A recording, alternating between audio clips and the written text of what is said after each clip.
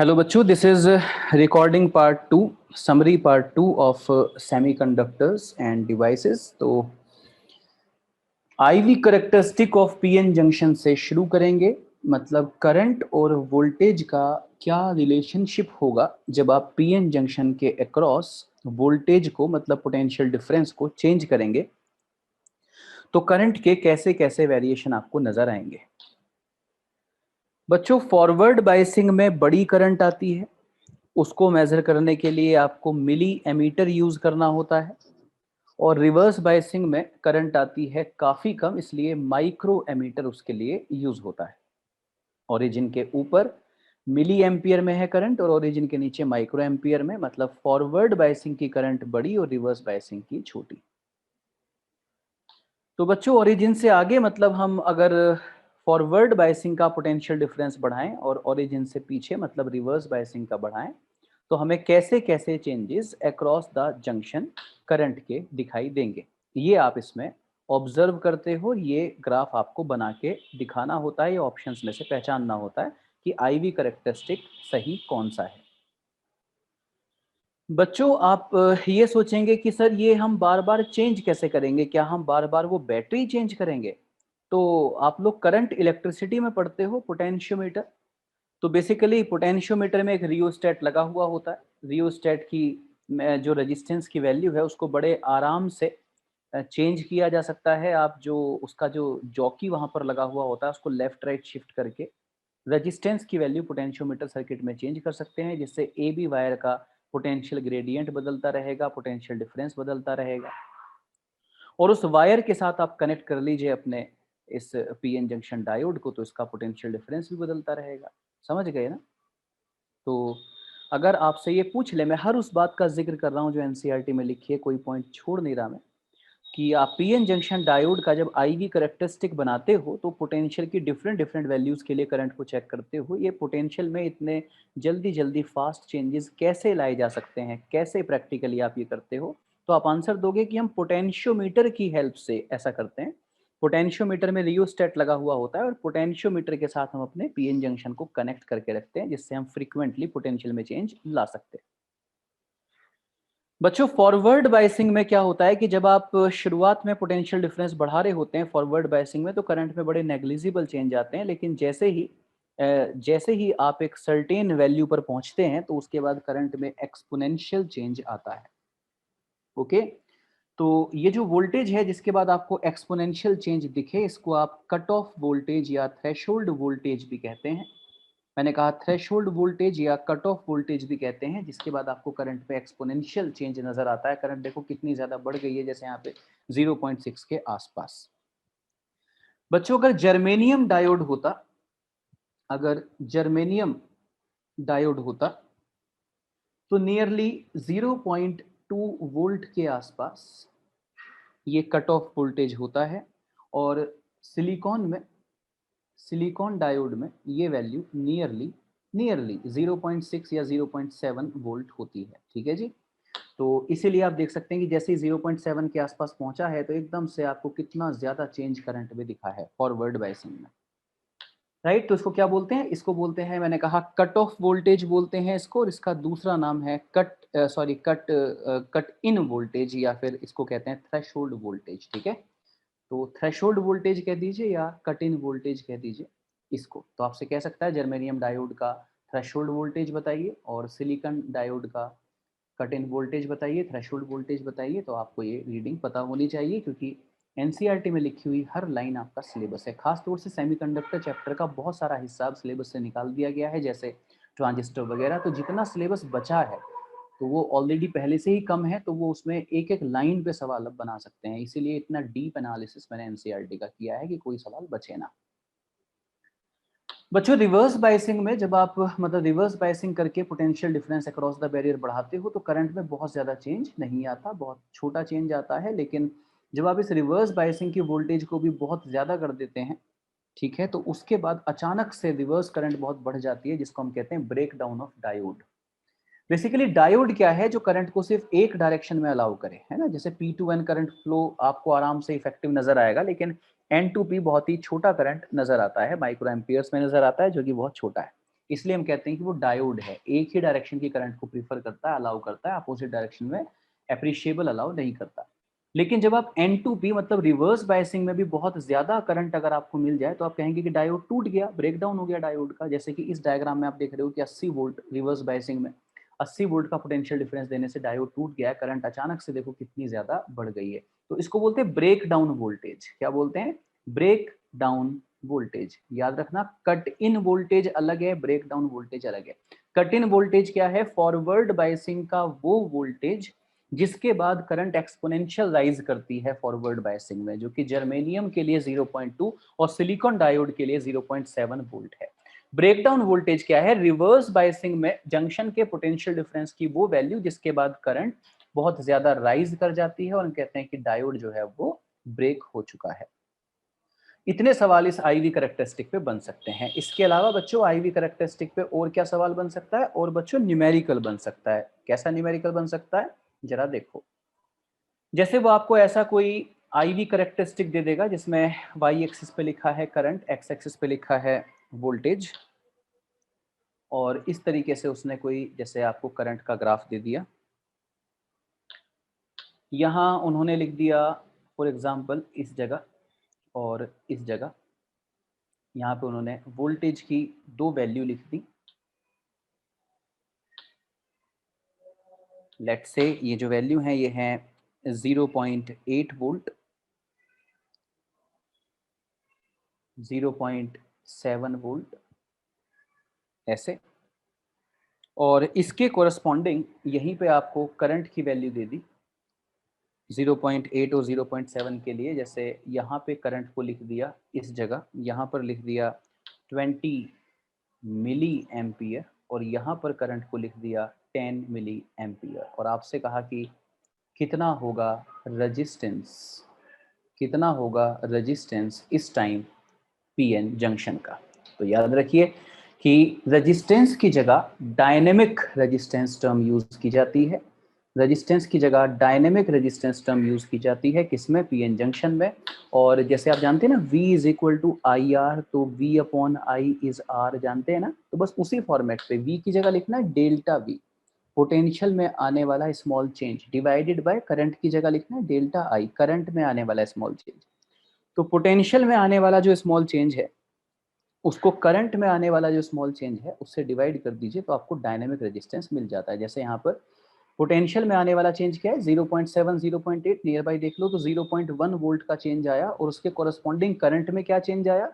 20 milli ampere, 10 milli ampere का difference, मतलब 10 milli ampere 10 to the power -3। तो यहाँ से आप डायनेमिक रेजिस्टेंस की वैल्यू देख सकते हैं। ये आप देखो 10 टू द पावर -3 ऊपर जाएगा तो 10 टू द पावर +3 हो जाएगा, और नीचे 10 है, ये पॉइंट यहाँ से हटाया तो नीचे 0 आ गया। तो 1000 अपॉन 100 मतलब 10 ओम यहाँ पर आपका डायनेमिक रेजिस्टेंस आ गया। तो बेसिकली जैसे R को आप V अपॉन आई कहते ही हो, बस पीएन जंक्शन में V अपॉन आई ना कह के डेल्टा V अपॉन डेल्टा आई कहना, और इसको डायनेमिक रेजिस्टेंस कहते हैं। तो इतना बेसिक सा सवाल इस पे यहाँ पर वो बना सकता है। इसके बाद जब चैप्टर आगे बढ़ता है बच्चों तो आते हैं रेक्टिफायर। तो इस पे पहला सवाल क्या बनेगा कि भाई रेक्टिफायर क्या होते हैं? तो आप कहेंगे एसी को जो डीसी में कन्वर्ट कर दे, ऑल्टरनेटिंग करंट को जो डायरेक्ट करंट में चेंज कर दे, उसको रेक्टिफायर कहते हैं। रेक्टिफायर किसको कहते हैं? जो एसी को डीसी में कन्वर्ट कर दे। The device which convert AC into DC is known as rectifier. ये तो हो गई रेक्टिफायर की डेफिनेशन। रेक्टिफायर कितने तरीके के होते हैं? तो बच्चों एक होता है हाफ वेव रेक्टिफायर, जैसे कि आपके सामने यहाँ पर बना हुआ है। What is half wave rectifier? आप देखो, ये है बच्चों primary coil, PC personal computer नहीं है, ये है प्राइमरी कॉइल, और ये है आपका सेकेंडरी कॉइल। ओके, ये ट्रांसफॉर्मर है बच्चों, और ये आपका कोई ऑसिलेटर जैसे यहाँ पर लगा हुआ है, V is equal to V0 sine omega T. तो जब पॉजिटिव हाफ साइकिल आएगी बच्चों, ये देखो, जब पॉजिटिव हाफ साइकिल आएगी मतलब जब ए आपका हायर पोटेंशियल पे होगा, जब ए आपका हायर पोटेंशियल पे होगा, तो ये जो डायोड आप यहाँ पे देख रहे हो लगा हुआ, ये जो डायोड यहाँ पे आप लगा हुआ देख रहे हो, इसकी फॉरवर्ड बायसिंग होगी जिस टाइम ए पे हायर पोटेंशियल होगा, तो इसकी फॉरवर्ड बायसिंग होगी। फॉरवर्ड बायसिंग में ये करंट को बड़े आराम से जाने देगा ऐसे। तो इस तरह से लोड रेजिस्टेंस में करंट का फ्लो होगा लाइक दिस। लेकिन बच्चों जब इसकी नेगेटिव हाफ साइकिल आएगी, जब इसकी नेगेटिव हाफ साइकिल आएगी तो उस टाइम ए का लो पोटेंशियल हो जाएगा, और ए का लो पोटेंशियल हो जाएगा तो ऐसे केस में इस डायोड की क्या हो जाएगी, रिवर्स बायसिंग, इनफाइनाइट रेजिस्टेंस दिखाएगा और करंट लोड रेजिस्टेंस में नहीं आएगी। तो बच्चों जिस टाइम लोड रेजिस्टेंस में करंट आएगी तो I इंटू आर एक पोटेंशियल डिफरेंस भी आएगा, और जब लोड रेजिस्टेंस में करंट नहीं आएगी तो I into R potential difference भी नहीं आएगा। इसका ये मतलब हुआ कि वोल्टेज एट ए, मतलब जैसे जैसे ऑसिलेटर के पोटेंशियल डिफरेंस में चेंज आएगा वैसे वैसे ए पॉइंट के पोटेंशियल डिफरेंस में भी चेंज आएगा। आप यहाँ देखिए, तो ये वोल्टेज एट ए का ग्राफ मैंने यहाँ पे बना रखा है। देखो पहले हायर पोटेंशियल आया ए पे, फिर लो पोटेंशियल आया, फिर नेक्स्ट हाफ साइकिल में फिर पॉजिटिव आएगा, फिर नेगेटिव आएगा। लेकिन लोड रेजिस्टेंस के अक्रॉस जब हम IR की बात करेंगे तो जब पॉजिटिव हाफ साइकिल आएगी तो फॉरवर्ड बायसिंग होगी, जीरो रेजिस्टेंस दिखा रहा होगा, डायोड करंट को अलाउ करेगा, तो लोड रेजिस्टेंस के अक्रॉस देखो पोटेंशियल डिफरेंस आएगा, बनाया गया है। लेकिन जब नेगेटिव हाफ साइकिल आएगी तो डायोड की रिवर्स बायसिंग हो जाएगी, इनफाइनाइट रेजिस्टेंस, करंट का फ्लो होगा नहीं तो IR की वैल्यू जीरो होगी। तो इस इंटरवल में आप देखो कि कोई पोटेंशियल डिफरेंस नहीं होगा लोड रेजिस्टेंस में, कोई करंट का फ्लो नहीं होगा, कोई पोटेंशियल डिफरेंस नहीं होगा। अगेन पॉजिटिव हाफ साइकिल आएगी तो देखो फिर से यहाँ पे हमने पोटेंशियल डिफरेंस दिखाया है, फिर नेगेटिव हाफ साइकिल आएगी तो फिर नहीं दिखाया। तो आपसे हाफ वेव रेक्टिफायर में सवाल क्या पूछा जा सकता है, आपसे कहा जा सकता है कि भाई इनपुट का डायग्राम हम बना के दे रहे हैं, आउटपुट का आप पहचान लो, तो आप इस वाले डायग्राम को पहचान लेना और इसको टिक करके आ जाना। दूसरा सवाल क्या पूछ सकता है कि हाफ वेव रेक्टिफायर के सर्किट को पहचानो, तो ये डायग्राम देख लो जो मैंने डायग्राम बनाया है, हाफ वेव रेक्टिफायर के डायग्राम को पहचान लो। इसमें एक डायोड यूज हुआ है, देख लो कितने डायोड यूज हुए हैं, एक, ये लग रहा है एक डायोड यूज हुआ है इसमें। This is half wave rectifier. ठीक, तो कितने सवाल बन सकते हैं, रेक्टिफायर क्या होता है जो AC को DC में कन्वर्ट करे। दूसरा सवाल, हाफ वेव रेक्टिफायर के डायग्राम को पहचानो। तीसरा सवाल, हाफ वेव रेक्टिफायर का जो सर्किट होता है उसमें कितने डायोड यूज करते हो। ओके, और चौथा सवाल ये कि इनपुट पोटेंशियल डिफरेंस का वेव हम आपको दिखा रहे हैं, wave form, output potential difference का आप दिखा दो तो इसको पहचान लेना। फुल वेव रेक्टिफायर बच्चों, इसमें दो डायोड यूज होते हैं, देखो दो डायोड यूज हुए हैं, ये देखो ऐसे दो डायोड यूज हुए हैं, यहाँ पे लिख देता हूँ A और यहाँ पे लिख देता हूँ B। तो बच्चों यहाँ पर आपका ये ऑसिलेटर लगा हुआ होगा, AC जनरेटर, AC डायनेमो। तो V is equal to V0 sine omega T. बच्चों जब पॉजिटिव हाफ साइकिल आएगी तो A हाई पोटेंशियल पे होगा, A हाई पोटेंशियल पे होगा तो ये जो डायोड है जिसका नाम मैं लिख रहा हूँ D1, डायोड D1, जब A हाई पोटेंशियल पे होगा तो डायोड D1 की फॉरवर्ड बायसिंग होगी और ये करंट को ऐसे जाने देगा। जब करंट ऐसे जाएगी तो देखो करंट ऐसे चल के और देखो लोड रेजिस्टेंस में इस तरह से करंट जाएगी लाइक दिस। ओके, जब नेगेटिव हाफ साइकिल आएगी ए की तो ए की तो नेगेटिव होगी, लेकिन उस टाइम बी की क्या आ जाएगी, positive half cycle. Come again, दोबारा सुनना, जो ये AC जनरेटर है, AC जनरेटर यहाँ से देखो इनपुट दे रहा है, तो जब पॉजिटिव हाफ साइकिल आई तो ए तो आ गया हाई पोटेंशियल पे और आपका बी आ गया लो पोटेंशियल पे। ए आ गया हाई पोटेंशियल पे, बी आ गया लो पोटेंशियल पे, ठीक कह रहा हूं ना मैं। तो हाई पोटेंशियल से करंट का फ्लो हुआ देखो ऐसे, लेकिन इस time diode D2 reverse biased होगा तो कोई भी करंट इधर D2 की तरफ नहीं आएगी, ये सारी करंट देखो ऐसे लोड रेजिस्टेंस से निकल गई।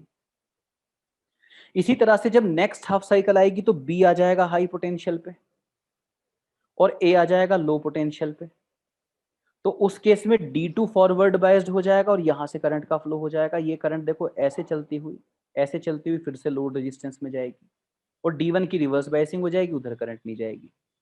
कहने का ये मतलब हुआ कि चाहे ये जो आपका ऑसिलेटर लगा हुआ है इसकी पॉजिटिव हाफ साइकिल हो या नेगेटिव हाफ साइकिल हो, लोड रेजिस्टेंस में करंट आती ही रहेगी और हर केस में सेम डायरेक्शन में ही आएगी, मतलब इधर वाला किनारा हायर पोटेंशियल पे होगा, इधर वाला लो पोटेंशियल पे होगा। तो अगर हम इसी चीज को वेव फॉर्म में दिखा दें तो जरा देखो, जैसे ये मैंने वोल्टेज एट ए की वेव फॉर्म टाइम के साथ बनाई है। तो जिस टाइम ए पॉइंट पे पॉजिटिव हाफ साइकिल आएगी, ए पॉइंट हायर पोटेंशियल पे होगा तो उस टाइम बी लोअर पोटेंशियल पे होगा। फिर जब ए लोअर पे आएगा तो बी हायर पे आ जाएगा और इस तरीके से ये वेरिएशन यहाँ पर चलते रहेंगे। लेकिन अगर आप लोड रेजिस्टेंस के अक्रॉस देखो तो चाहे ए पर पॉजिटिव हाफ साइकिल चल रही हो या बी पर चल रही हो, ए का पोटेंशियल हाई हो चाहे बी का हाई हो, लोड रेजिस्टेंस में हर केस में करंट आएगी और सेम डायरेक्शन में ही आएगी। इसलिए लोड रेजिस्टेंस पे जो वेव फॉर्म है वो इस तरह से बनाई जाएगी। तो फुल वेव रेक्टिफायर पे आपसे सवाल क्या बन सकते हैं? सवाल बन सकते हैं कि भाई फुल वेव रेक्टिफायर, इसमें कितने डायोड यूज होते हैं? तो आप कहोगे 2। फुल वेव रेक्टिफायर बनाने के लिए हमें 2 डायोड यूज करने हैं, D1 D2। दूसरा सवाल बन सकता है कि फुल वेव रेक्टिफायर के लिए जो आउटपुट है, लोड रेजिस्टेंस का जो पोटेंशियल डिफरेंस है, उसकी वेव को पहचानो। तो पहचाना ना, ये इसकी वेव है। बात समझ गए? चलो, इसके बाद रेक्टिफायर से आगे बढ़ते हैं और हमारा चैप्टर आगे पहुंचता है जेनर डायोड पे। तो एक फिजिसिस्ट हैं जेनर, उनके नाम पे इसका नाम जेनर डायोड रखा गया। बच्चों, जब हम जर्नल यूज करना चाहते हैं डायोड का, तो उस टाइम हम उसको बहुत ज्यादा रिवर्स बायसिंग में बहुत ज्यादा पोटेंशियल डिफरेंस नहीं देते हैं। मतलब मैंने आपको जब आईवी कैरेक्टरिस्टिक पढ़ाया था, तो मैंने आपको बताया था कि रिवर्स बायसिंग में बहुत ज्यादा पोटेंशियल डिफरेंस अगर दे दिया जाए जंक्शन को 80 वोल्ट के आसपास, तो उसका ब्रेक डाउन हो जाता है। तो अगर आप जर्नल यूज चाह रहे हैं किसी डायोड का, एक पर्टिकुलर जिनर डायोड उसको नहीं बनाना चाह रहे हैं, आपकी इंटेंशन उसको जिनर डायोड बनाने की नहीं है, जिनर डायोड क्या भी पढ़ाता हूं आगे, तो ऐसे केस में आपको क्या ध्यान रखना चाहिए कि आप जंक्शन का पोटेंशियल डिफरेंस रिवर्स बायस्ड में 80 वोल्ट ना करें, 80 वोल्ट से आगे ना जाएं रिवर्स बायसिंग में, है ना, कुछ जर्नल पोटेंशियल डिफरेंस रखें। तो जिनर डायोड में हम लोग क्या करते हैं बच्चों, कि जिनर डायोड में सबसे पहली बात, जिनर डायोड में सबसे पहली बात कि इसमें कितने सवाल आ सकते हैं, जरा ध्यान से सुन लेना। जिनर डायोड में हम पीएन जंक्शन को रिवर्स बायसिंग देते हैं। फर्स्ट ऑफ ऑल, पहला पॉइंट, पीएन जंक्शन को कौन सी बायसिंग दी जाती है? अगर हम उसको जिनर डायोड बनाना चाहते हैं तो रिवर्स बायसिंग इसको देनी होती है।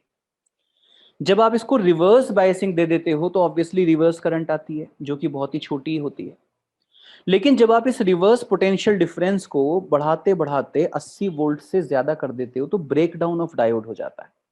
ब्रेक डाउन ऑफ डायोड हो जाता है मतलब रिवर्स करंट एन से पी की तरफ करंट बहुत ज्यादा बढ़ने लगती है।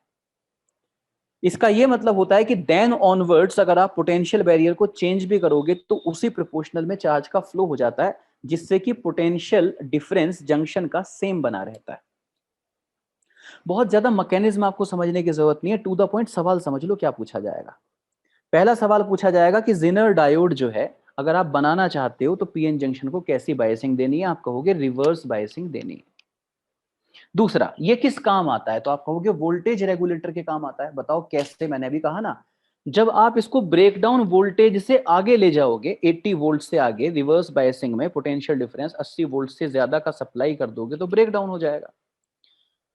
तो उस टाइम जो पोटेंशियल डिफरेंस है फिर वो फिक्स हो जाएगा। उसके बाद अगर आप पोटेंशियल डिफरेंस बढ़ाते भी हो, एक्सटर्नल पोटेंशियल डिफरेंस जो आप दे रहे हो अगर वो बढ़ाते भी हो, तो अक्रॉस द जंक्शन चार्ज का फ्लो हो जाएगा, डिफ्यूजन अपोजिट डायरेक्शन में होने लगेगा और पोटेंशियल डिफरेंस सेम बना रहेगा। इसलिए वोल्टेज रेगुलेटर की तरह यूज होते हैं जेनर डायोड।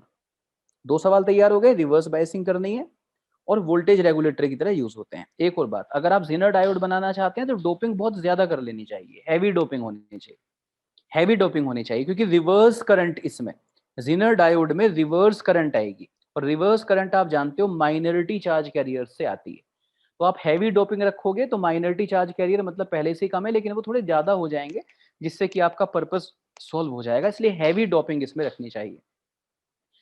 बच्चों, बहुत ज्यादा इसमें पोटेंशियल डिफरेंस दे दिया जाता है रिवर्स बायसिंग में और बहुत हैवी इसमें डोपिंग की जाती है, इसलिए डिप्लीशन लेयर बहुत ही पतली बनती है। 1 माइक्रोमीटर की रेंज उसकी होती है, उससे भी छोटी, उससे भी पतली डिप्लीशन लेयर इसमें बनती है। बच्चों, जो आयंस का मूवमेंट हो पाए, ब्रेक डाउन हो जाए और आयंस का मूवमेंट हो पाए, तो उसके लिए जो पोटेंशियल बैरियर है, पोटेंशियल डिफरेंस है, उससे जो आने वाला इलेक्ट्रिक फील्ड है, वो आपसे कह सकता है कि कितना इलेक्ट्रिक फील्ड होता है उस टाइम जिस टाइम डायोड का ब्रेक डाउन होता है। तो डिप्लीशन रीजन में कितना इलेक्ट्रिक फील्ड उस टाइम होता है? तो आप कहेंगे बहुत ज्यादा इलेक्ट्रिक फील्ड होता है और उसकी वैल्यू होती है 10⁻6 वोल्ट पर मीटर का मल्टीपल, 10⁻6 वोल्ट पर मीटर का मल्टीपल। ठीक है जी। और ये ब्रेक डाउन वोल्टेज जो है उससे आगे वर्क करते हैं, मैंने पहले ही बताया, और इसमें डायोड टूट जाता है तो ये इसका सिंबल है। आप जानते हैं ना, ये डायोड का सिंबल होता है ऐसे। तो इसमें डायोड को टूटा हुआ दिखाना है तो बस ऐसे तोड़ देना, तो ये देखो जेनर डायोड का सिंबल बन जाएगा। तो टोटल कितने सवाल बनते हैं? 7 सवाल बनते हैं। पूछो कौन कौन से? पहला, कैसी बायसिंग करनी है? रिवर्स बायसिंग करनी है। कैसी डोपिंग करनी है? बहुत हैवी डोपिंग करनी है। किस काम आएगा? वोल्टेज रेगुलेटर के काम आएगा। डिप्लीशन लेयर मोटी हो जाएगी या पतली? बहुत पतली। क्या आप साइज बता सकते हो? हाँ, 1 माइक्रोमीटर के आसपास। कितना इलेक्ट्रिक फील्ड होगा उस टाइम पीएन जंक्शन का? कितना इलेक्ट्रिक फील्ड होगा डिप्लीशन लेयर का, जिससे कि आयंस का मूवमेंट हो पाए रिवर्स बायसिंग में? आप कहेंगे 10 टू द पावर 6 वोल्ट पर मीटर का मल्टीपल। ठीक, तो जीनर डायोड की वर्किंग किस पोटेंशियल डिफरेंस में होती है? तो आप कहेंगे कि ब्रेक डाउन वोल्टेज के बियॉन्ड होती है। ब्रेक डाउन जब हो जाता है उसके आगे जीनर डायोड की वर्किंग होती है। लास्ट सवाल, सिंबल को पहचानिए। तो सिंबल देख लीजिए इसका, ये होता है। ओके, चलूं आगे।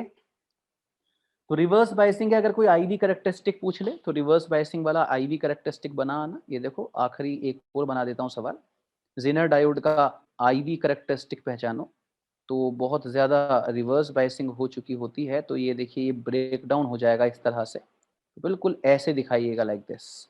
देखिए करंट को कितना ज्यादा बढ़ा दिया है। This is IV characteristic of Zener diode. Then opto electronic devices, मतलब ऑप्टो से ऑप्टिक्स और इलेक्ट्रॉनिक का मिक्सचर। तो बच्चों इसमें कौन कौन सी डिवाइसेस आती हैं? एक इसमें आती है फोटो डायोड, एक इसमें आता है एलईडी लाइट इमिटिंग डायोड, एक इसमें आती है सोलर सेल। और बस सोलर सेल तक ही अब आपका सेमीकंडक्टर का सिलेबस है। लेकिन प्रीवियस ईयर मैं आपको थोड़े वो भी करवा दूंगा जिसमें आपके ट्रांजिस्टर वगैरह आ रहे होंगे, तो उससे रिलेटेड भी, मतलब अब से पहले 3-4 सालों में जो भी सवाल आते रहे हैं सेमीकंडक्टर, उनको भी डिस्कस कर लेंगे। आपका चैप्टर पूरा तैयार हो जाएगा और फिर आप 100% सेमीकंडक्टर का सवाल सही करके आएंगे अपने पेपर में। इस पर्पज से मैं आपको ये समरी दे रहा हूँ और जो भी प्रैक्टिस सेशन भेज रहा हूँ। तो फोटो डायोड पे आपका पहला सवाल क्या बनेगा बच्चों? फोटो डायोड पे पहला सवाल बनेगा कि इसकी बायसिंग कैसी होती है। क्या होगा पहला सवाल? Photo diode. तो हम कहेंगे कि पीएन जंक्शन से ही बनता है फोटो डायोड। पीएन जंक्शन से ही बनता है फोटो डायोड। और कैसी बायसिंग की जाती है? तो रिवर्स बायसिंग की जाती है। तो मुझे लगता है कि मैं दूसरी बार बोल रहा हूं रिवर्स बायसिंग। बोलो मैंने पहले कब बोली? जिनर डायोड बनाने के लिए भी रिवर्स बायसिंग की जाती है, फोटो डायोड बनाने के लिए भी रिवर्स बायसिंग की जाती है। फर्क क्या है? जिनर डायोड बनाने के लिए रिवर्स बायसिंग की जाती है और रिवर्स बायसिंग में पोटेंशियल डिफरेंस ब्रेकडाउन वोल्टेज से भी ज्यादा दिया जाता है। लेकिन फोटो डायोड में रिवर्स बायसिंग की जाती है लेकिन ब्रेकडाउन वोल्टेज से ज्यादा पोटेंशियल डिफरेंस नहीं दिया जाता। समझ में आ गया पॉइंट? ठीक है जी। फोटो डायोड में होता क्या है? डिप्लीशन लेयर के आसपास लाइट डालते हैं, इलेक्ट्रॉन होल पेयर जनरेट होते हैं। डिप्लीशन लेयर का पोटेंशियल बैरियर इलेक्ट्रॉन और होल्स को रेस्पेक्टिव साइड्स में शिफ्ट कर देता है, ड्रिफ्ट कर देता है, जिससे कि एक ड्रिफ्ट करंट का फ्लो चलता रहता है। ये करंट बहुत छोटी होती है, इसलिए इसको चेक करने के लिए सर्किट में माइक्रो एमीटर लगाया जाता है।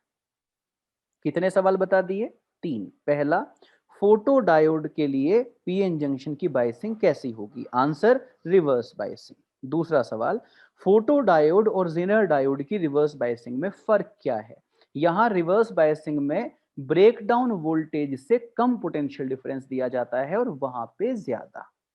तीसरा सवाल, फोटो डायोड, जब आपका फोटो डायोड की जो वर्किंग होती है उसमें करंट को चेक करने के लिए सर्किट में कौन सी डिवाइस लगाते हो? Micro ammeter. क्यों? क्योंकि छोटी करंट का फ्लो होगा।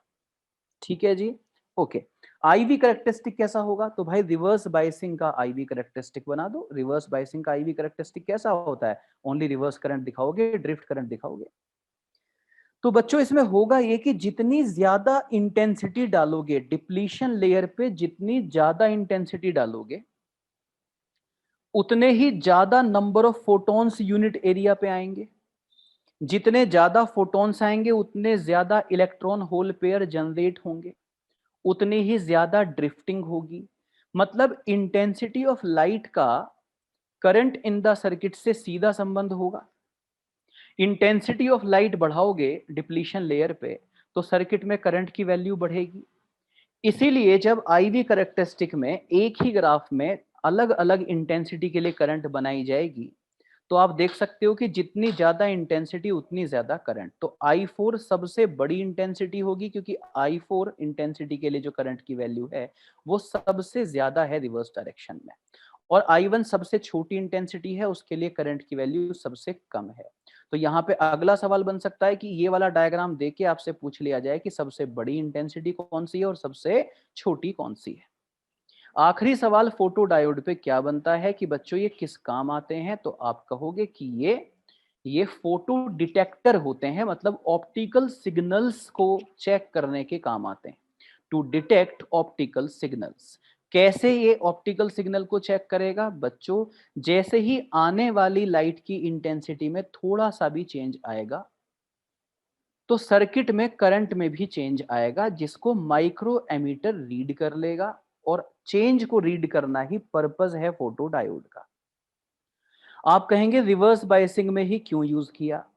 क्योंकि बच्चों चेंज जल्दी से तब पकड़ा जा सकता है जब वो स्मॉल अमाउंट में हो, बड़े अमाउंट के चेंज को पकड़ना बहुत मुश्किल है। कहने का ये मतलब है कि फॉर एग्जाम्पल आपके सामने टेबल पे 4 कॉइन्स पड़े हों, 4 कॉइन्स, और बाकी बहुत सारा पैसा पड़ा हो, 100 के नोट की गड्डी पड़ी हो, 500 की, 1000 की, राइट, और 4 कॉइन्स पड़े हों, और मैं चुपचाप एक कॉइन वहां से उठा लूं, तो बोलो आपको एकदम से पता चल जाएगा या नहीं? चल जाएगा, क्योंकि 4 में से एक कॉइन हटाते एकदम दिखेगा कि 4 थे। लेकिन वो जो बहुत सारी नोटों की गड्डियां हैं उनमें से चुपचाप एक नोट निकाल लूं तो एकदम पता नहीं चलेगा, राइट? क्योंकि छोटे अमाउंट में अगर चेंज होगा तो उसको आसानी से रीड किया जा सकता है, फ्रैक्शनल चेंज बड़ा होगा, इसकी वजह से वो आसानी से रीड हो जाएगा। इसीलिए हम इसको रिवर्स बायसिंग में यूज करते हैं। तो फोटो डायोड पे टोटल इतने ही सवाल बनते हैं, और इसके बाद अगला आता है एलईडी, लाइट इमिटिंग डायोड। इस पे कितने सवाल बन सकते हैं देखिए। हेवीली डॉप्ड होता है, इससे पहले ये हेवीली डॉप्ड मैंने कब बोला था? जिनर डायोड में। तो एलईडी क्या है बच्चों? ये हेवीली डॉप्ड होता है, लेकिन इसमें बायसिंग होती है forward biasing. Light emitting diode heavily doped PN junction होते हैं। पीएन जंक्शन को कैसी बायसिंग दी जाती है? फॉरवर्ड बायसिंग दी जाती है। बैंड गैप मतलब कंडक्शन बैंड और वैलेंस बैंड के बीच का जो एनर्जी डिफरेंस है वो कितना होना चाहिए? तो नियरली 1.8 इलेक्ट्रॉन वोल्ट होना चाहिए। देखो उससे क्या होगा बच्चों कि वैलेंस बैंड से कंडक्शन बैंड का एनर्जी गैप जब इतना होगा, तो कंडक्शन बैंड से इलेक्ट्रॉन अगर वैलेंस बैंड में जंप करके आएंगे तो कितनी एनर्जी इमिट करेंगे? 1.8 इलेक्ट्रॉन वोल्ट। आप जानते हैं कि जब वो इलेक्ट्रॉन नीचे जंप करेगा तो एनर्जी इमिट करेगा। एनर्जी मतलब एच सी बाई लैम्डा। कितनी एनर्जी इमिट करेगा? 1.8 इलेक्ट्रॉन वोल्ट। जब आप इसको एच सी बाई लैम्डा से इक्वेट करके लैम्डा निकालेंगे तो ये लैम्डा विजिबल रीजन में लाई करेगा 380 नैनोमीटर से 720। एनसीईआरटी लिखती है 400 से 700 नैनोमीटर। और आप जानते हैं कि विजिबल रीजन की वेवलेंथ है, तो ऐसी लाइट को आप देख पाएंगे, इसलिए इसको लाइट इमिटिंग डायोड कहते हैं कि इससे लाइट निकलेगी। प्यारे बच्चों, इस बैंड गैप को एडजस्ट करके आप ये एग्जैक्टली पता कर सकते हो कि आप मतलब एग्जैक्टली आपको जिस कलर की लाइट चाहिए वो ही निकाल सकते हो। आप जानते हो violet, indigo, blue, green, yellow, orange, red की अलग अलग वेवलेंथ होती है। आपकी डेजायर्ड वेवलेंथ जो भी हो, जिस वेवलेंथ की लाइट आप चाहते हैं एलईडी दे, आप उतना ही बैंड गैप उसी के हिसाब से यूज कर लीजिए, तो जब लाइट निकलेगी तो वो उसी कलर की निकलेगी। समझ गए? तो कितने सवाल बनते हैं? हेवीली डॉप्ड होता है, फॉरवर्ड बायस्ड होता है, बैंड गैप कितना होना चाहिए, इमिटेड वेवलेंथ क्या होती है। अगला, कौन कौन से मटेरियल से बनाए जा सकते हैं? तो gallium arsenide phosphide. Gallium arsenide phosphide इसमें कॉमनली यूज होता है। ओनली गैलियम आर्सेनाइड भी यूज होता है। ठीक है बच्चों, इससे आपके एलईडी बनते हैं। क्या फायदे हैं इसके? बहुत लॉन्ग लाइफ होते हैं, लो ऑपरेशनल वोल्टेज है, लेस पावर कंजप्शन है, fast switch on switch off है। देखो पहले 200 वॉट के बल्ब लाते थे हम, बहुत ज्यादा समय पुरानी बात नहीं है। 200 वॉट का बल्ब जो काम किया करता था, जितनी रोशनी दिया करता था, 28 वॉट की एलईडी वही काम कर देती है। 28 वॉट की एलईडी खरीद के लाइए दुकान से, किसी कमरे में लगाइए, ऐसा लगेगा दिन निकल आया हो अंधेरे में। लेकिन वही काम पहले 200 वॉट के बल्ब किया करते थे। सोचिए 200 वॉट को हमने 28 वॉट में कन्वर्ट कर दिया, तो बहुत कम पावर कंजप्शन इसका होता है। एनर्जी एफिशिएंट डिवाइसेस हैं और ये बहुत लॉन्ग लाइफ इनकी होती है। Fast switch on switch off इनका होता है। आईवी कैरेक्टरिस्टिक तो मैंने कहा फॉरवर्ड बायस्ड है, तो जो भी आपने जनरल आईवी कैरेक्टरिस्टिक सीखा है, जो इस लेक्चर की शुरुआत मैंने पढ़ाया था, नॉर्मल आपका जनरल आईवी कैरेक्टरिस्टिक जो होता है पीएन जंक्शन का, वही आपका एलईडी का आईवी कैरेक्टरिस्टिक है। और आखिरी आखिरी बिल्कुल सेमीकंडक्टर के सिलेबस के अंत में प्रेजेंट सिलेबस के हिसाब से क्या आता है, सोलर सेल। देखिए जिनर डायोड में रिवर्स बायसिंग की, फोटो डायोड में रिवर्स बायसिंग की, एलईडी बनाते हुए फॉरवर्ड बायसिंग की। सोलर सेल अपने आप में यूनिक इसलिए है क्योंकि इसमें एक्सटर्नल बायसिंग नहीं दी जाती। एक्सटर्नल बायसिंग इसमें नहीं दी जाती। हम बाहर से कोई बैटरी वैटरी लगाते ही नहीं। बच्चों इसकी वर्किंग के 3 बेसिक स्टेप्स क्या हैं? देखो ये सोलर सेल भी एक पीएन जंक्शन से ही बनती है, ये सब चीजें पीएन जंक्शन से ही बन रही हैं। तो पीएन जंक्शन है जो कि अनबायस्ड है। तो हम करते क्या है इसमें? हम ये करते हैं कि डिप्लीशन लेयर जो है इसकी वो एक्सपोज्ड होती है सनलाइट के लिए। जरूरी नहीं है सनलाइट ही आप दो, आप कोई भी रेडिएशन डाल सकते हो, बस थ्रेशोल्ड वेवलेंथ का ध्यान रखना पड़ेगा। तो आप रेडिएशन डालते हो डिप्लीशन लेयर पे, इलेक्ट्रॉन होल पेयर्स जनरेट होते हैं। इलेक्ट्रॉन होल पेयर जनरेट होने से, तो इसमें 3 मेन स्टेप्स हैं। पहला, generation of electron hole pair, सबसे पहला काम है ईएच पेयर जनरेट हो। दूसरा काम है कि इलेक्ट्रॉन होल पेयर को फिर अलग किया जाए, मतलब वापस वो कंबाइन ना हो जाए, ई अलग और एच अलग हो। और तीसरा कि जो इलेक्ट्रॉन्स हैं वो एन साइड पे और जो होल्स हैं वो पी साइड पे कलेक्ट कर लिए जाएं। ये 3 मेन स्टेप्स होते हैं सोलर सेल की वर्किंग के। तो वो कह सकता है दिए गए 4 ऑप्शंस में से कौन सा वर्किंग ऑफ सोलर सेल का हिस्सा नहीं है। तो आपको पता होना चाहिए कि वर्किंग के 3 मेन हिस्से कौन से हैं। पहला, जनरेशन ऑफ ईएच पेयर, दूसरा सेपरेशन ऑफ ईएच पेयर, और आखिरी इलेक्ट्रॉन्स का एन साइड पे कलेक्ट होना, होल्स का पी साइड पे कलेक्ट होना। बच्चों ये एक पीएन जंक्शन है जो कि अनबायस्ड होता है। और आखिरी स्टेप इसका आईवी कैरेक्टरिस्टिक, जो अपने आप में बिल्कुल अनोखा है। हम लोगों ने एक्सटर्नल पोटेंशियल डिफरेंस दिया ही नहीं था। एक्सटर्नल पोटेंशियल डिफरेंस दिया ही नहीं था, तब भी सर्किट को कनेक्ट कर देने से करंट का फ्लो वहां पर हो जाता है। इसलिए करंट दिखाई है, जीरो एक्सटर्नल पोटेंशियल पे भी एक करंट दिखाई है। और अगर हम फॉरवर्ड बायसिंग करने लगे तो एक ऐसा पोटेंशियल आएगा जो कि सर्किट की रिवर्स करंट को जीरो कर देगा। बस इसी एक्सपेरिमेंट को ये ग्राफ दिखाता है। लेकिन एनसीईआरटी इसके लिए जो बात लिखती है मैं वो बोल देता हूं कि बिना बिना इनपुट लगाए, बिना एक्सटर्नल पोटेंशियल डिफरेंस लगाए हमने करंट अचीव कर ली। इसलिए इसका फोर्थ क्वाड्रेंट में आईवी कैरेक्टरिस्टिक होता है। ये लाइन एनसीईआरटी ने लिखी हुई है। पर मैंने आपको बताया, इसको एक्सप्लेन मैंने ऐसे किया कि भाई एक्सटर्नल पोटेंशियल डिफरेंस हमने लगाया नहीं था, एक्सटर्नल पोटेंशियल डिफरेंस जीरो था। तब भी जीरो एक्सटर्नल पोटेंशियल डिफरेंस के कोरेस्पॉन्डिंग करंट की एक वैल्यू है जो कि एन से पी की तरफ है, रिवर्स करंट हम जिसको कहते हैं। इसलिए वहां पे वो फोर्थ क्वाड्रेंट में वहां से स्टार्ट हुआ है करंट। और अगर फॉरवर्ड बायसिंग को बढ़ाया जाए, कल्पना है हमारी, अगर बढ़ाया जाए तो ऑब्वियसली रिवर्स करंट कम होगी, और रिवर्स करंट एक पर्टिकुलर मोमेंट पे कम हो जाएगी जब फॉरवर्ड बायसिंग में आप पोटेंशियल डिफरेंस की एक सर्टेन वैल्यू अचीव करेंगे। तो एक फोर्थ क्वाड्रेंट में इस तरह से आईवी कैरेक्टरिस्टिक आया है। तो बच्चों ये था आपका समरी सेकंड आपके इस सेमीकंडक्टर का। इसके बाद आपको इसका प्रैक्टिस सेशन मिलेगा, और उस प्रैक्टिस सेशन में जो भी सवाल आएंगे मैं पूरा एक्सप्लेन करूंगा, डिस्कस करूंगा, और साथ साथ ट्रांजिस्टर के भी अगर सवाल आते हैं तो मैं ट्रांजिस्टर के सवालों को भी साथ साथ डिस्कस करूंगा। देखिए पिछले 4-5 सालों में जो भी ट्रांजिस्टर के सवाल आए हैं वो बहुत ही बेसिक सवाल होते हैं और बिल्कुल फॉर्मूले से वो हो जाएंगे। ट्रांजिस्टर सिलेबस का अब हिस्सा नहीं है, इसलिए बहुत ज्यादा उसकी वर्किंग को एक्सप्लेन करने की अब जरूरत नहीं है। ज्यादा से ज्यादा आपके प्रीवियस ईयर हो पाए तो उसका कुछ काम फॉर्मूले से ही आपका हो जाता है। ट्रांजिस्टर क्या है बच्चों? 3 टर्मिनल डिवाइस है, मतलब again P type N type से ही वो बनाए जाते हैं। बच्चों मान लीजिए हमारे पास कोई सेमी कंडक्टिंग मटीरियल ये है, ये प्लेट है, तो इसको किस तरह से इसकी डोपिंग कर लेते हैं, सॉरी इसको किस तरीके से हम लोग, हाँ मैंने ठीक टर्म यूज की, डोपिंग कर लेते हैं कि मान लीजिए ये लेयर पी टाइप है तो ये लेयर भी पी टाइप है और बीच में एन टाइप है। तो एक एन टाइप लेयर को हमने सैंडविच कर दिया है दो पी टाइप लेयर के बीच में, या हम एन टाइप लेयर दो लें और उसके बीच में पी टाइप लेयर को सैंडविच कर दें, तो this is an, this is an, और ये बीच में पी। तो इस बिहाफ पे कहा जाता है पीएनपी ट्रांजिस्टर या एनपीएन ट्रांजिस्टर। और कनेक्शन के लिए इस तरह से बच्चों हम ये 3 टर्मिनल्स निकाल देते हैं, इस तरह से ये 3 टर्मिनल हम निकाल देते हैं जिससे कि कनेक्शन हो पाए। बच्चों इनमें से जिसको हम इमीटर बनाना चाहते हैं, जो हम चाहते हैं कि पूरे सर्किट को कमांड करे, बेसिकली यही वो मेन हिस्सा होगा, ये वो मेन रीजन होगा जहां से मेन चार्ज कैरियर्स को मोबिलाइज किया जाएगा। इमीटर, इमीटर पी टाइप भी हो सकता है, एन टाइप भी हो सकता है। जिस लेयर को आप इमीटर की तरह यूज करना चाहते हो बस उसको बहुत हाई डोपिंग दी जाती है, बहुत ही हाईली डोपिंग दी जाती है इसमें। पहली बात तो आप ये याद रखिएगा। दूसरी बात आप ये याद रखिएगा कि जो इमीटर होता है, जो इमीटर होता है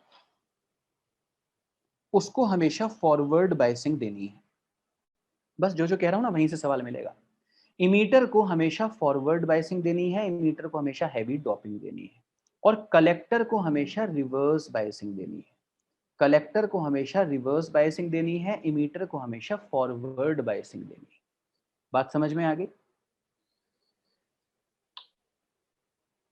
common emitter mode of transistor, common emitter mode of transistor. इससे पहले एक बात और बता दूं, जैसे पीएनपी है तो इसमें इमीटर कैसा होगा? P type. कलेक्टर कैसा होगा? P type. और बेस कैसा होगा? N type. इसको बेस कहते हैं, इमीटर बेस कलेक्टर। एनपीएन में क्या होगा? इमीटर कैसा होगा? N type. बेस कैसा होगा? P type. कलेक्टर कैसा होगा? N type. एनपीएन ट्रांजिस्टर में मेजर चार्ज कैरियर कौन होंगे? इलेक्ट्रॉन्स। पीएनपी ट्रांजिस्टर में मेजर चार्ज कैरियर्स कौन होंगे? होल्स। पीएनपी और एनपीएन में किसको प्रीफर करोगे? एनपीएन को। बोलो क्यों प्रीफर करोगे? क्योंकि मेजर चार्ज कैरियर इलेक्ट्रॉन्स हैं, मतलब कंडक्शन बैंड के इलेक्ट्रॉन्स हैं जिनकी मोबिलिटी बहुत ज्यादा होती है। होल्स कहां पर चलते हैं? वैलेंस बैंड में, पहले बता चुका। होल्स की मोबिलिटी कम होती है, इलेक्ट्रॉन्स की ज्यादा होती है, इसलिए मेजर चार्ज कैरियर इलेक्ट्रॉन्स को बनाइए, उससे ग्रेटेस्ट मोबिलिटी मिलेगी। इसलिए एनपीएन को पीएनपी पे हमेशा प्रीफर किया जाता है। Common emitter mode of transistor क्या है? Common emitter mode of transistor बच्चों ये है जिसमें इमीटर को कॉमन किया जाता है। अब आप कहेंगे सर ये इमीटर को कॉमन करने का मतलब क्या है? देखिए, ये है इसका इलेक्ट्रॉनिक सिंबल, ट्रांजिस्टर का इलेक्ट्रॉनिक सिंबल। ये मैंने 3 डॉट बना दिए, 3 डॉट बना दिए। ये जो डॉट है ये इमीटर को रिप्रेजेंट कर रहा है, ये डॉट बेस को रिप्रेजेंट कर रहा है, और ये डॉट कलेक्टर को रिप्रेजेंट कर रहा है। मान लीजिए कि मैं एनपीएन ट्रांजिस्टर बना रहा हूं, तो मेरा इमीटर एन टाइप है, कलेक्टर भी एन टाइप है, और बेस कैसा होगा? P type. मैंने क्या कहा आपसे? कलेक्टर को हमेशा रिवर्स बायसिंग देनी है। अगर कलेक्टर एन टाइप है तो उसको एन से नहीं पी से कनेक्ट कर दीजिए, और जो आपका इमीटर बेस जंक्शन है उसको फॉरवर्ड बायसिंग देनी है। तो अगर बेस पी टाइप है तो पी को पी से कनेक्ट कीजिए, इसी को फॉरवर्ड बायसिंग कहा जाएगा। ये देखिए लाइक दिस। अब अगर आप इमीटर का कनेक्शन देखें तो इमीटर का कनेक्शन देखिए इधर बेस से भी हुआ है, और इमीटर का कनेक्शन देखिए इधर कलेक्टर से भी हुआ है, इसीलिए इसको कहा गया कॉमन इमीटर। और यहां पर ऐसे अर्थिंग कर दीजिए, राइट। जो बैटरी बेस की तरफ लगी हुई है VBB, इसके ईएमएफ को कहा, और जो कलेक्टर की तरफ लगी हुई है VCC, इसके ईएमएफ को कहा। यहाँ पर रेजिस्टेंस वगैरह लगा दीजिए पोटेंशियल डिफरेंस वगैरह चेक करने के लिए। इधर से ऐसे टर्मिनल निकाल के लाइक दिस, है ना, यहाँ इनपुट कनेक्ट कर दी जाती है, और यहाँ से ऐसे टर्मिनल निकाल के ये लाइक दिस, इसके अक्रॉस आप अपनी आउटपुट को रीड करते हो। ये आपका लोड रेजिस्टेंस है। Common emitter mode of transistor किसको कहते हैं? जिसमें इमीटर कॉमन होता है। कॉमन बेस किसको कहते हैं? जिसमें बेस कॉमन होता है। बात समझ में आ गई? ये एनपीएन है। अब यहीं पे आप करंट का फ्लो बना लीजिए, जैसा बैटरी कहें वैसा मान लो। भाई बैटरी देखो क्या कह रही है, ये देखो, ये कह रही है बैटरी लाइक दिस। ये करंट कहाँ एंटर कर रही है? बेस में, तो ये बेस करंट है। ये करंट कहाँ एंटर कर रही है? कलेक्टर में, तो ये कलेक्टर करंट है। यहाँ से आईसीआई, यहाँ से आईबीआई, और ये देखो ये है आईई। तो आप देखो कि आईबी और आईसी मिले और तब जाके बना आईई। किरचॉफ का फर्स्ट लॉ ही ये यहाँ पर लगा है, तो ये फॉर्मूला हो गया। दूसरी बात ये बताओ कि ये जो बैटरी है VCC, इस टाइम डिस्चार्ज हो रही है ना, ये इस टाइम डिस्चार्ज हो रही है, इसीलिए जो आपका लोड रेजिस्टेंस है, जो आपका लोड रेजिस्टेंस है, उसका पोटेंशियल डिफरेंस कितना होगा? जो बेसिकली आउटपुट को मिलेगा, जो आपको आउटपुट को मिलेगा, या पोटेंशियल डिफरेंस अक्रॉस आउटपुट जो है वो कहाँ से आया? तो आप कहोगे जो VCC बैटरी है वो बेसिकली डिस्चार्ज हो रही है। डिस्चार्ज हो रही है तो EMF minus IR, EMF minus IR, वो डिस्चार्ज हो रही है। तो इसलिए आउटपुट की तरफ जो वोल्टेज मिलेगा वो इस VCC के डिस्चार्ज होने की वजह से आ रहा है, तो EMF माइनस IR फॉर्मूला यहाँ पर लगेगा। ये है कॉमन इमीटर मोड। सवाल कैसे बनेंगे तो आप देखोगे, प्रैक्टिस सेशन में देखोगे। फिलहाल बेसिक बेसिक बातें मैंने कहा, एनपीएन भी हो सकता है, पीएनपी भी हो सकता है। प्रीफर एनपीएन को करेंगे क्योंकि मेजर चार्ज कैरियर इलेक्ट्रॉन्स हैं जिनकी मोबिलिटी हाई होती है। गॉट इट बच्चों? Emitter based junction forward biased, collector को हमेशा रिवर्स बायसिंग यहाँ पे देते हैं। इनपुट की तरफ कौन सी करंट है? Base current. आउटपुट की तरफ कौन सी करंट है? Collector current. तो अगर यहां पे कहा जाए कि DC current gain, current gain, current current gain, current gain, तो इसका मतलब हुआ आउटपुट की तरफ की करंट, आउटपुट की तरफ की करंट डिवाइडेड बाय इनपुट की तरफ की करंट। बीटा इसका सिंबल लिया जाता है करंट गेन का, तो beta AC, beta AC current gain. तो आप कहेंगे आउटपुट की तरफ जो करंट है उसमें जो चेंज आ रहा है डिवाइडेड बाय इनपुट की तरफ जो करंट है उसमें जो चेंज आ रहा है, तो उसका जो रेशियो है उसको आप बीटा एसी कहेंगे। और अगर बीटा डीसी कह दिया जाए तो बस आप लिखेंगे आईसी अपॉन आईबी।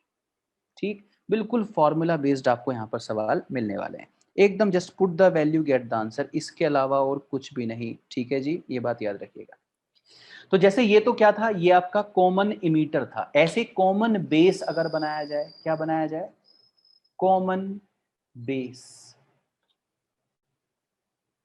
ट्रांजिस्टर अगर बनाया जाए तो उसमें बेस कॉमन हो जाएगा। तो इनपुट की तरफ कौन सी करंट होगी? Emitter current. आउटपुट की तरफ कौन होगी? Collector current. तो ये आपका करंट गेन होगा और इसका सिंबल एल्फा होता है, एल्फा एसी, एल्फा।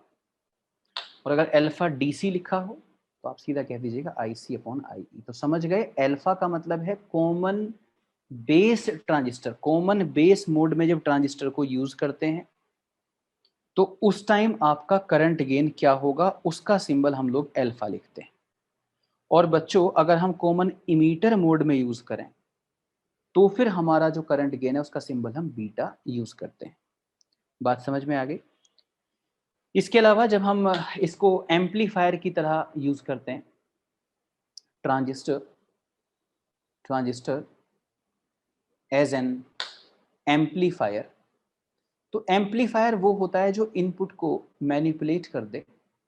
और इनपुट कुछ भी हो सकती है, इनपुट पावर भी हो सकती है, इनपुट वोल्टेज भी हो सकती है, इनपुट करंट भी हो सकती है। तो अगर मैं आपसे कहूं what is the amplification in voltage, तो आप कहेंगे कि output voltage upon input voltage निकाल लीजिए, पता चल जाएगा।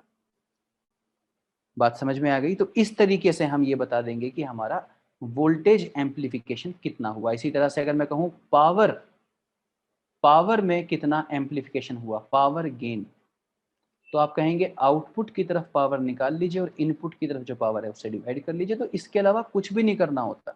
वोल्टेज एम्पलीफिकेशन में करना होता है आउटपुट की तरफ का वोल्टेज अपॉन इनपुट की तरफ का वोल्टेज। पावर गेन में करना होता है आउटपुट की तरफ का पावर और डिवाइडेड बाय इनपुट की तरफ का पावर। ठीक है बच्चों, तो बस इतना सही है ट्रांजिस्टर। बहुत ज्यादा मैंने कहा बात इस पर नहीं करूंगा, इंटरेस्टिंग टॉपिक है, लेकिन जब आउट ऑफ सिलेबस है तो क्यों टाइम वेस्ट करें। इस पर जो सवाल आएंगे वो आपको प्रैक्टिस सेशन में दिख जाएंगे। तो बिल्कुल फॉर्मूला बेस्ड सवाल आ रहे होंगे और मैं उसको करके दिखाऊंगा। Thank you so much. आप यहाँ से आगे प्रैक्टिस सेशन देखिएगा तो आपका प्रॉपर रिवीजन भी होगा और एप्लीकेशन भी होगा। Take care.